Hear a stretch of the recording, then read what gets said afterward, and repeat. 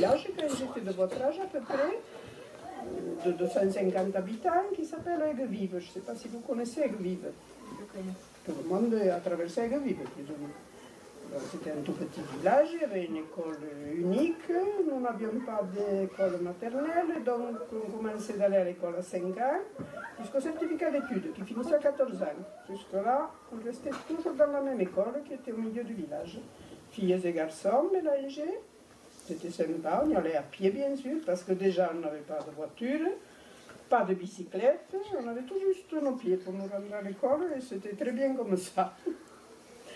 Donc, nous avions la chance d'habiter dans le village. Maintenant, il y en a des alentours qui venaient, des fermes voisines, des villages voisins. Cela, par contre, venait à pied. Le village le plus près, c'était Table, qui était quand même à 3-4 km de Guevives. Ils venaient à pied tous les matins, ils arrivaient à l'heure, et avec la musette, parce qu'à midi, il n'y avait pas de cantine. Là, je vais peut-être trop loin. Et donc... tout le monde était dans la même classe, petits et grands, de tous les niveaux. Et il y avait tellement de discipline que tout le monde s'entendait très bien, tout le monde était obéissant. D'ailleurs, il y avait des punitions, donc on avait intérêt à être obéissant, bien sûr. J'ai donc vécu à Mirepoix tout ce temps, jusqu'à aujourd'hui. J'étais un commerçant à Mirepoix. J'ai eu des enfants qui ont été aussi à l'école, mais ici. Je suis un vieux mirapicien de tout temps, de tout temps. Et j'ai fait toutes mes études à Mirepoix et ensuite la faculté à Toulouse. Autrement dit, j'étais pour être professeur d'espagnol, lettres langues. Mais en cours de parcours sur les 3 ans de la licence, il y a une certaine guerre d'Algérie qui a éclaté. Vous en avez peut-être entendu parler. Je suis Alain Echenne et je suis appelé Alain quand je suis animateur du CLAE. Je suis appelé Monsieur Echenne quand je suis instituteur. En fait, je vous parle au présent, mais en réalité, il faut remonter à 37 ans en arrière pour me voir dans ces murs. J'ai été instituteur ici en 1981 et j'ai créé le CLAE avec un groupe de personnes qui m'ont entouré en 1983.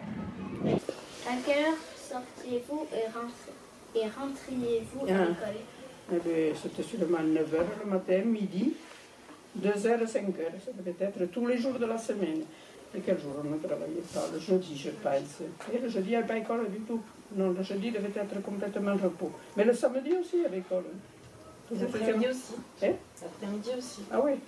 Le samedi, c'était pas férié ni fêté. Le samedi, c'était un jour comme un autre. Tout le monde travaillait partout. On rentrait en classe, c'était de bonne heure. C'était de bonne heure et c'était pas les mêmes heures que maintenant. C'était 8 h, on sortait à midi, on rentrait 1h30 et on sortait à 4h30. Et on partait directement chez nos parents, à la maison. Alors pensez que, comment vous l'expliquer ça? Pendant la guerre, nous avions une heure qui ne correspond pas à l'heure de maintenant. On rentrait en classe, il faisait nuit, l'hiver, pas l'été, l'hiver. On rentrait en classe, il faisait nuit, et on sortait de classe à 4h30, il commençait à faire nuit.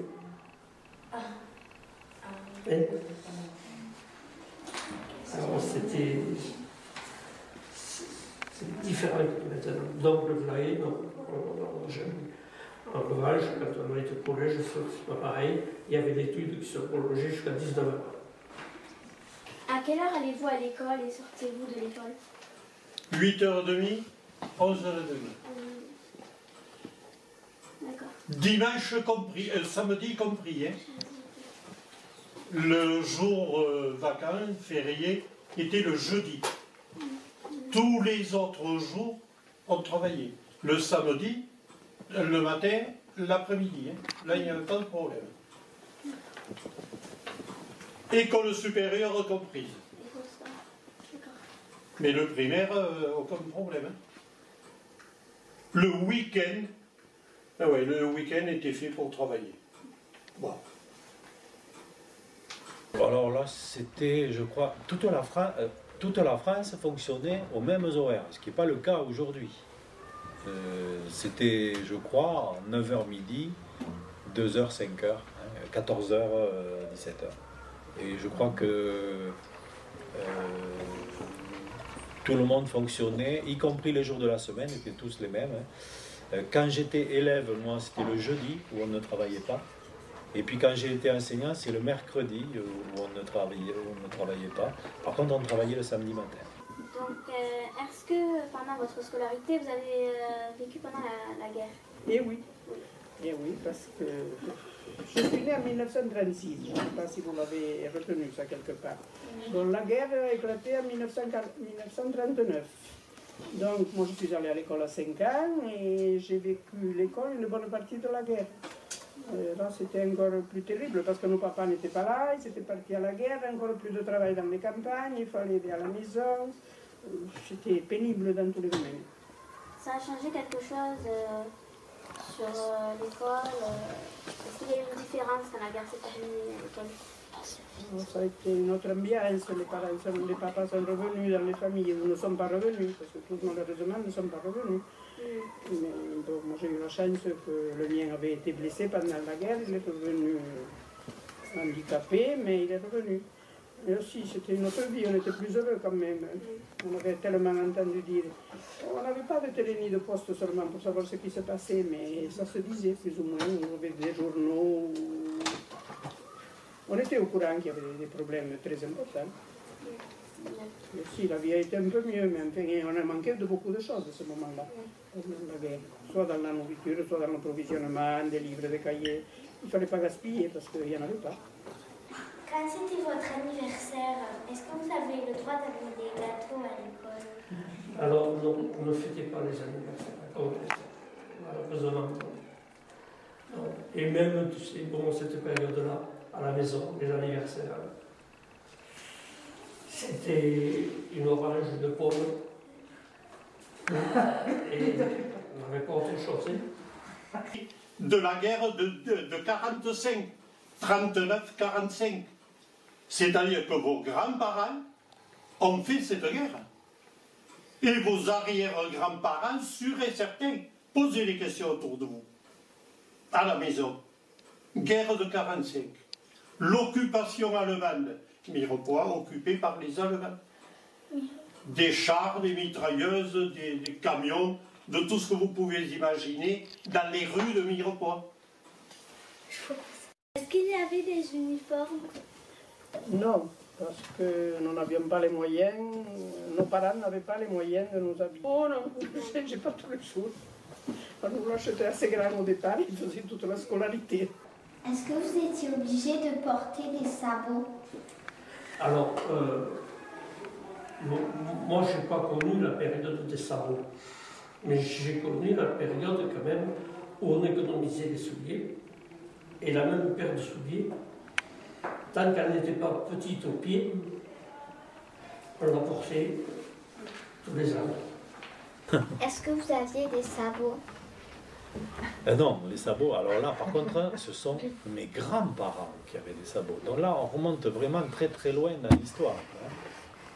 Et ils utilisaient les sabots en bois. Quand j'étais élève, j'avais, oui, une blouse grise, je me souviens. Et tous les garçons étaient avec des blouses grises. On écrivait avec un porte-plume. Les stylo-billes, on ne connaissait pas, on n'avait pas de stylo-billes du tout. Et les livres, il fallait les recouvrir, on ne les abîmait pas. L'année après, il fallait qu'ils passent à quelqu'un d'autre, il ne fallait pas qu'ils soient ni déchirés, ni abîmés. Donc on les recouvrait, on les tenait proprement et bien entretenus, bien sûr. Et est-ce que vous avez votre propre stylo-plume et votre propre plume? Ah oui. On l'emportait tous les soirs à la maison. Quand on l'encriait, bon, le livre encrier restait sur place, puisque c'était un petit comment dirais-je, une petite bouteille de cette hauteur, avec le trou pour pouvoir tremper la plume C'est pas la plume noire, c'est la plume métallique. Est-ce qu'il y avait des feutres et des crayons? Oui. Oui. Il y avait les feutres, non, les crayons, oui. Les crayons, il y avait, on écrivait lorsque on faisait des devoirs à l'école, ça nous arrivait de faire des devoirs à l'école, je vous le disais tout à l'heure, on faisait les devoirs, on préparait les devoirs au crayon, et après on les copiait à l'encre. À l'époque, on ne dépensait pas beaucoup, donc il fallait économiser les plumes. Et les plumes, bon, soit les parents étaient un peu aisés, pouvaient en donner à leurs enfants, soit c'était l'école qui les fournissait des plumes. Sauf le stylo, qui était personnel, enfin le porte-plume qui était personnel. Alors, 2 flacons, appelez ça 2 récipients. Très bien. Un était pour l'encre rouge, d'habitude il était à gauche. Je vais vous dire pourquoi, mais il me faudrait des journées pour vous parler de mon métier. Et à droite, il y avait l'encre violette. Tout le monde écrivait en violet. Alors là, le petit trou se remplissait d'encre. Et ça faisait un petit réservoir pour pouvoir écrire. On écrivait 2 lignes sans avoir à retremper le... Ah ouais, 2 lignes tranquillement, puis quand il n'y en avait plus, tout le monde retrempait. Alors non, moi j'ai écrit au stylo plume quand j'étais élève. Donc on avait des encriers et on écrivait en écriture cursive avec une plume sergent-major, je me souviens de la marque. Mais bon, elle était tellement connue à l'époque qu'on ne peut pas l'oublier, là c'est gravé dans la mémoire ça. Mais lorsque j'étais instituteur ici, non, tous les élèves avaient des stylos billes. Certains avaient des stylos encre, mais ce n'était pas autorisé par tous les professeurs, les stylos encre. C'était un cahier du jour et un cahier du soir. Dans le cahier du jour, on écrivait tout ce qui était fait en classe. Dans le cahier du soir, c'était tout ce qui était des devoirs à la maison. Puisqu'il y avait, à ce moment-là, beaucoup de devoirs à la maison. Je ne sais pas si vous en avez beaucoup aujourd'hui, mais à l'époque, le travail à la maison était important. Est-ce qu'il y avait des récompenses? Tu sais, les récompenses à l'époque, on ne connaissait pas trop les récompenses. Déjà, on n'était pas grondés, on n'était pas punis, c'était une belle récompense. Ça nous suffisait, on était contents quand on n'était pas punis. C'était une récompense pour nous. Il y a la punition. Donc déjà, le matin, on était dans la cour, on rentrait, la maîtresse était sur le pied de la porte, debout, et nous, on passait devant elle. La première des choses, on faisait comme ça, avec nos mains, pour faire voir que nos mains étaient propres. Ceux qui n'avaient pas les mains propres, on les envoyait à la fontaine, ça avait les mains. Première figure. Et en passant devant la maîtresse, qu'est-ce qu'on dit quand on passe devant une grande personne? Qu'est-ce que vous dites quand vous passez? Bonjour aussi, mais qu'est-ce qu'on dit quand on lui passe tout près là? Pardon madame, obligatoirement on disait tous madame, si on n'avait pas dit assez fort, on reculait, on recommençait de passer devant. Ah, c'était la discipline, vraiment. Mais c'était pas méchant, on y était habitués, on faisait ça normalement.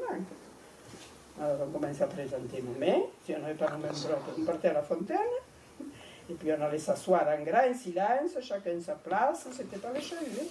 Parce que sinon on avait des punitions qui tombaient, donc on savait qu'il valait mieux être obéissant. Mais c'était pas plus... on était habitués comme ça, c'était bien. Quelle punition y avait-il? Alors les punitions, comme tout le monde est puni, on écrivait 100 fois la faute que l'on avait fait. On était puni, certains maîtres punissaient au coin, hein, un peu à l'écart, pas avec le bonnet d'âne, hein, ça c'était à l'école maternelle, le bonnet d'âne, mais pas dans l'école primaire. À l'école primaire, il y avait la punition, surtout, je vous disais, il fallait copier 100 fois la faute que l'on avait fait. Est-ce que votre écriture... Et il fallait le rendre le lendemain matin. Ça, c'était impératif. En arrivant, il fallait donner la feuille à l'instituteur pour montrer qu'on avait fait la copie. Nous rappelons aux parents que c'est à la maison que leur enfant doit apprendre les mots magiques. Bonjour, bonsoir, s'il vous plaît, est-ce que je peux, pardon et merci beaucoup. C'est aussi à la maison qu'il doit apprendre à être honnête, à ne pas mentir, à être correct, ponctuel, à ne pas dire de gros mots, à faire preuve de solidarité, à respecter ses amis, les personnes âgées et les professeurs. Respecter les personnes âgées. Vous êtes sur un trottoir. Vous voyez le mémé qui arrive de faire ses commissions avec son panier au bout des doigts. On va l'aider. Et vous allez vous allez vous croiser. Et c'est à elle à descendre du trottoir ou c'est à vous? Ben, bien sûr que c'est à vous. On doit l'aider, même pour traverser. Voilà, et on peut tomber sur des cas de traverser un passage clouté, etc. Je peux vous donner un coup de main, madame. Voilà, mais ça fait plaisir, même si elle ne veut pas. Ce n'est pas grave, mais vous faites plaisir. C'est toujours à la maison qu'il doit apprendre à être propre, à ne pas parler la bouche pleine et à ne pas jeter les déchets par terre. C'est encore à la maison qu'il doit apprendre à être organisé, à prendre soin de ses affaires et à ne pas toucher à celles des autres. Ici, à l'école, nous lui apprenons les mathématiques, les sciences, la géographie, l'histoire, les langues, l'éducation physique et ne faisons que renforcer l'éducation que votre enfant a reçue à la maison. À la maison, on apprend tout. Sauf les matières, mathématiques, histoire, géographie, sciences. Les révisions. Bon, voilà. Ça, c'est le problème de l'école. Mais pas tout le reste. Quelles étaient les punitions? Oh, les punitions. Alors là, tu me poses une question extrêmement difficile. Alors, la première, on va écarter les pires. Les coups de règle sur le bout des doigts. Ce qui est que... Qui c'est qui en a pris? Personne. Personne. Voilà. Moi, j'avais Marina, peut-être? Non, non, non, non. Si? Par qui? Pourquoi ne le dis pas? Par lui? Non. C'est étonnant, j'entends bien. Puisqu'elle a dit oui, c'est oui. Ça faisait un mal de chien. Hein. Mais des fois... Mais tous les instituteurs ou institutrices ne le faisaient pas. Il ne faut pas croire que... C'est-à-dire que le jour... Et moi, j'étais collé le dimanche chantier. Et comme je jouais au foot à Mirepoix, je ne te dis pas le ravage dans ma tête que ça faisait. Si d'autrefois, elles étaient un peu bébêtes. C'était des lignes, c'était des... au coin, c'était des privations de récréation. Voilà. Est-ce qu'il y avait des récompenses pour des bonnes actions? Bon, non. Les punitions étaient plus nombreuses que les récompenses. Je ne crois pas que les élèves aient été beaucoup récompensés. Bon, lorsque j'étais élève, oui, je me souviens avoir eu des bons points. On s'imaginait des jeux. On n'était pas trop bête quand même, jouer à quelque chose toujours. On passait le temps. Si pendant la récréation, on s'était foulé. C'est normal. Vous jouez aux ateliers? Pardon? Aux ateliers. Est-ce que vous y jouez? Oh? Aux ateliers. Non, on ne connaissait pas ça pour les ateliers. Une pierre à la marelle, là. De ça, on pouvait toujours en avoir. Donc, est-ce qu'il y avait de l'herbe sur ce chemin? Non, c'était même pas goudronné. La terre battue, non? Du caillou, tu sais, ils avaient mis à force de mettre du gravier, c'était tassé, le sol était dur, il n'y avait pas de boue quand même, c'était déjà ça. Non, il n'y avait pas d'herbe ni de goudron. C'était vraiment la campagne. Super. Est-ce que dans les jeux de récréation, est-ce qu'il y avait d'autres jeux que le cerceau, la marelle et les osselets? Alors, moi je peux te dire ce qu'il y avait chez les garçons. Chez les filles, on n'en sait rien. Ici, peut-être tous ensemble. Mais nous, les garçons, non. Il n'y avait pas d'autres jeux. Il n'y avait pas la marraine, hein. On ne jouait pas la marraine chez les garçons. Mais on avait d'autres jeux, cache-cache, pas monter aux arbres, parce que ça c'était interdit dans notre école.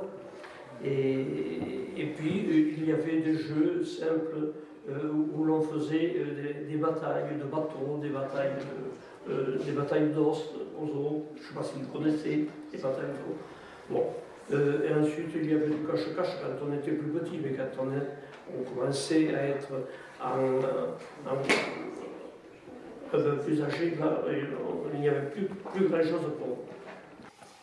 Y avait-il d'autres jeux que le cerceau, la marelle et les osselets? Oh oui.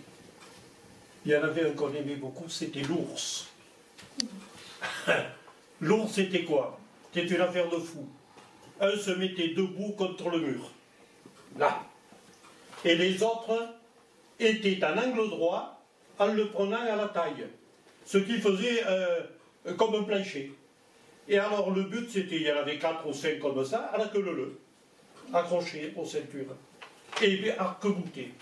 Et alors les autres on se mettait au fond, on courait et il fallait sauter dessus pour s'approcher le plus possible de celui qui était contre le mur. Quand j'étais élève, les cours de récréation, elles étaient assez simples. Hein. Un arbre pour se mettre à l'ombre et du goudron quand elle était goudronnée, ce qui n'était pas toujours le cas. Quels étaient les jeux en cours de récré? Je retrouve aujourd'hui certains jeux qui se pratiquaient déjà à l'époque. Donc le jeu en cours de récréation, hein, ça suit les époques. Alors ce dont je me souviens le plus, c'était les jeux de marelle, les jeux d'élastique, les jeux de billes, et puis tous les jeux style, alors, je ne sais plus comment vous les appelez maintenant. À l'époque on disait chat perché, trap-trap, ça marche toujours ça? C'est toujours d'actualité. Voilà, alors des jeux de ballon, non, parce que les ballons étaient interdits. Est-ce que vous étiez obligé d'avoir les cheveux attachés? Les cheveux, les cheveux, déjà on ne les avait pas longs, personne, ça n'existait pas les cheveux longs. Et parce qu'à l'époque, il n'y avait pas l'hygiène qu'il y a aujourd'hui, déjà manque d'eau, manque de confort dans les maisons. Alors il arrivait qu'il y ait des poux. Il y en a encore, non? Vous en avez toujours des poux à l'école. Il y en a souvent encore. Bon, à l'époque, ça commençait bien. Mais comme on n'avait pas d'hygiène, c'était souvent un manque d'hygiène. Alors, tu sais ce qui se passait quand on avait des poux? Bon, première inspection, on avertissait les parents. 2-3 jours après, un contrôle. Tu avais encore des poux, la tondeuse, tous les cheveux à ras de tête. Fille ou garçon. Mais fait par qui? Les parents? Oui, peut-être, je ne sais pas qui le faisait. Ah, mais les parents, ils n'avaient pas le choix. Ils avaient été avertis une fois. Si à la seconde, il y avait encore des poux, c'était tondu. Au moins là, ils étaient faciles à nettoyer. Est-ce qu'on vérifiait les mains avant de rentrer en classe? Non. Non. Pour une raison simple, c'est que on savait que ça valait 20 dictées à copier pour le lendemain. Alors je te garantis qu'on se lavait les mains avant de rentrer en classe. Et est-ce que vous étiez obligé d'aller à l'école si vous étiez malade? Je ne crois pas. J'essaie de me souvenir Non, je me souviens d'être bien content d'être malade, de ne pas aller à l'école certaines fois, quand j'étais élève, oui. Hein, parce qu'en plus, ma maman m'achetait des livres. Sorties ensemble, c'était les sorties dans la campagne, tous ensemble, une après-midi par semaine. Il y avait des cours de sport. Alors, le sport n'existait pas à l'époque comme il existe maintenant. Mais ce qu'il y avait, c'est qu'il y avait de la gymnastique que l'on faisait tous ensemble, dans la cour de récréation.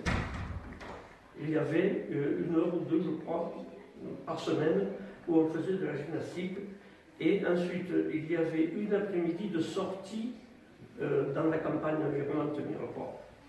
Voilà, tous ensemble. Je pense que le premier intervenant d'éducation physique, qui s'appelait Monsieur Lacoste, est arrivé 2 ou 3 ans après que je sois arrivé ici, quoi.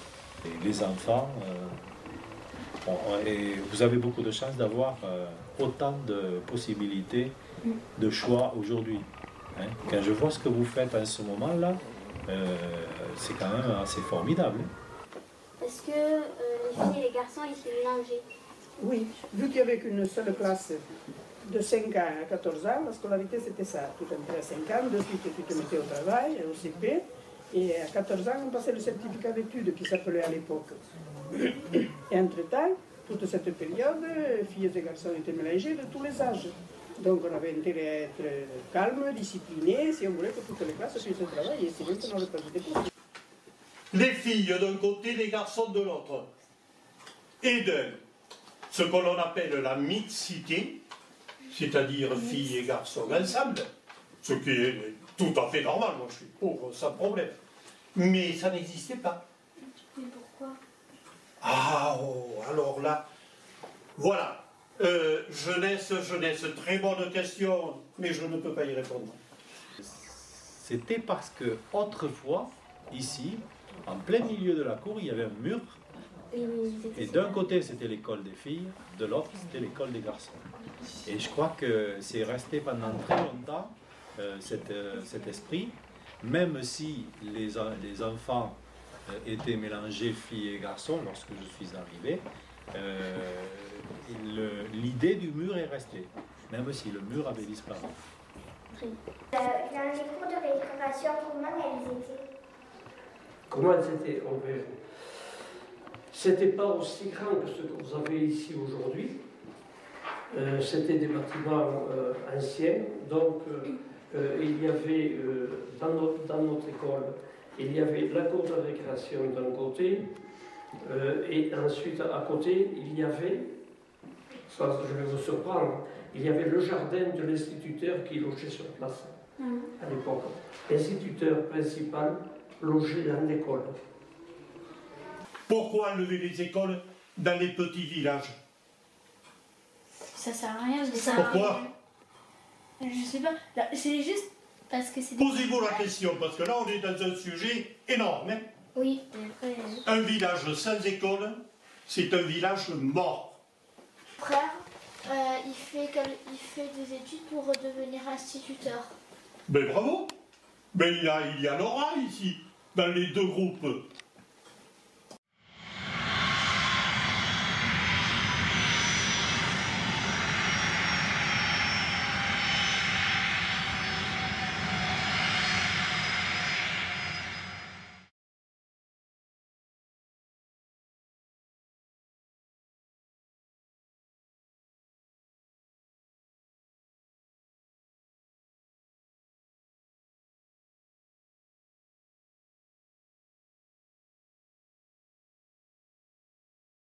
Le cancre. Il dit non avec la tête, mais il dit oui avec le cœur. Il dit oui à ceux qu'il aime, il dit non au professeur. Il est debout, on le questionne, et tous les problèmes sont posés. Soudain, le fou rire le prend, et il efface tout. Les chiffres et les mots, les dates et les noms, les phrases et les pièges. Malgré les menaces du maître, sous les huées des enfants prodiges, avec des craies de toutes les couleurs, sur le tableau noir du malheur, il dessine le visage du bonheur. Le corbeau voulant imiter l'aigle. L'oiseau de Jupiter enleva un mouton. Un corbeau, témoin de l'affaire, et plus faible de règne, mais non pas moins glouton, en voulut sur la route en faire. Il tourne aux alentours du troupeau, marque entre 100 moutons le plus grand, le plus beau, un vrai mouton de sacrifice. On l'avait réservé pour la bouche des dieux. Gaillard Corbeau disait, en le couvant des yeux, « Je ne sais qui fut ta nourrice, mais ton corps me paraît en merveilleux état. Tu me serviras de pâture. » Sur l'animal bêlant, à ces mots, il s'abat. La moutonnière créature pesait plus d'un fromage, outre que sa toison était d'une épaisseur extrême, et mêlée à peu près de la même façon que la barbe de Polyphème. Elle empêtra si bien les serres du corbeau que le pauvre animal ne put faire retraite. Le berger vient, le prend, l'encage bien et bon, le donne à ses enfants pour servir d'amusette. Il faut se mesurer, la conséquence est nette. Mal prend au volereau de faire les voleurs. La tirade d'aîné. Ah non, c'est un peu court, jeune homme. On pouvait dire « Oh, Dieu !» bien des choses en somme. En variant le ton, par exemple. Tenez, agressif. Moi, monsieur, si j'avais un tel nez, il faudrait sur le champ que je me l'amputasse. Amical. Mais il doit tremper dans votre tasse. Pour boire, faites-vous fabriquer un anape.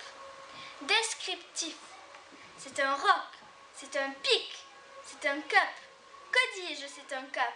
C'est une péninsule. Curieux. De quoi sert cette oblongue capsule? D'écritoire, monsieur? Ou de boîte à ciseaux? Truculent. Ça, monsieur, lorsque vous pétunez, la vapeur du tabac vous sert-elle du nez, sans qu'un voisin ne crie au feu de cheminée? Prévenant. Gardez-vous, votre tête entraînée par ce poids, de tomber en avant sur le sol. Tendre. Faites-lui faire un petit parasol, de peur que sa couleur au soleil se fane. Emphatique. Aucun vent ne peut, né magistral, t'enrhumer tout entier, excepté le mistral. Dramatique.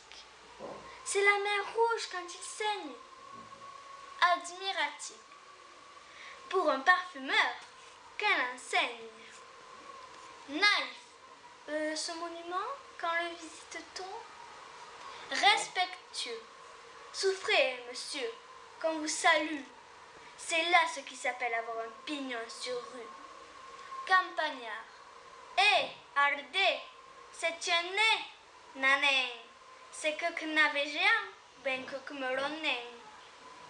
Militaire. Pointé contre cavalerie.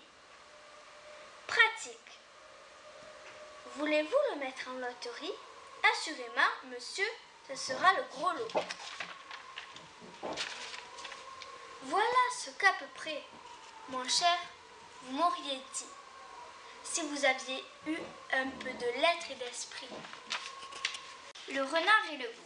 Capitaine Renard allait de compagnie avec son ami Bouc des plus hauts encornés. Celui-ci ne voyait pas plus loin que son nez. L'autre était passé maître en fait de tromperie. La soif les obligea de descendre un puits. Là, chacun d'eux se désaltère. Après qu'abondamment, tous deux en eurent repris, le renard dit au bouc: que ferons-nous, compère? Ce n'est pas tout de boire, il faut sortir d'ici. Lève tes pieds en haut et tes cornes aussi. Mets-les contre le mur, le long de ton échine, je grimperai premièrement. Puis sur tes cornes mets le vent, à l'aide de cette machine, de celui-ci, je sortirai. Après quoi je t'en tirerai. Par ma barbe, dit l'autre, il est bon, et je loue. Les gens sensés comme toi, je n'aurais jamais, quant à moi, trouvé ce secret, je l'avoue. Le renard sort du puits, laisse son compagnon, et vous lui fait un beau sermon, pour l'exorcer à patience. Si le ciel tue, dit-il, donné par excellence, autant de jugement que de barbe au menton, tu n'aurais pas à la légère descendu dans ce puits. Or, adieu, j'en suis hors. Tâche de t'en tirer et fais tous tes efforts, car pour moi, j'ai certaines affaires qui ne me permettent pas d'arrêter un chemin. En toute chose, il faut considérer la fin. Le corbeau et le renard. Maître Corbeau, sur un arbre perché, tenait en son bec un fromage. Maître Renard, par l'odeur alléchée, lui tint à peu près ce langage. « Eh, bonjour, monsieur du Corbeau, que vous êtes joli, que vous me semblez beau.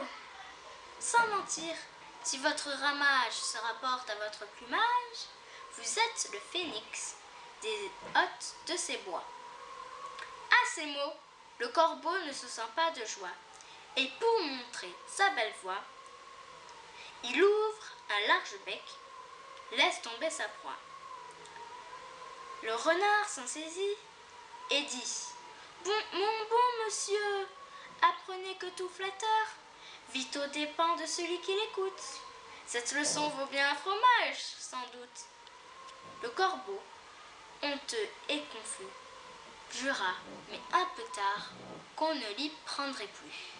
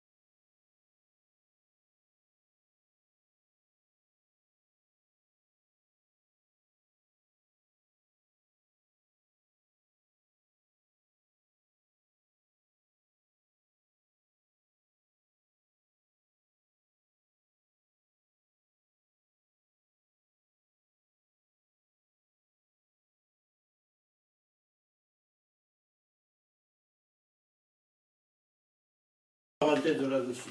Alors maintenant, sur tout ce que je viens de dire, conclure comment? Pagnol, un inconditionnel, et qui disait la chose suivante. Et ce sera ma conclusion.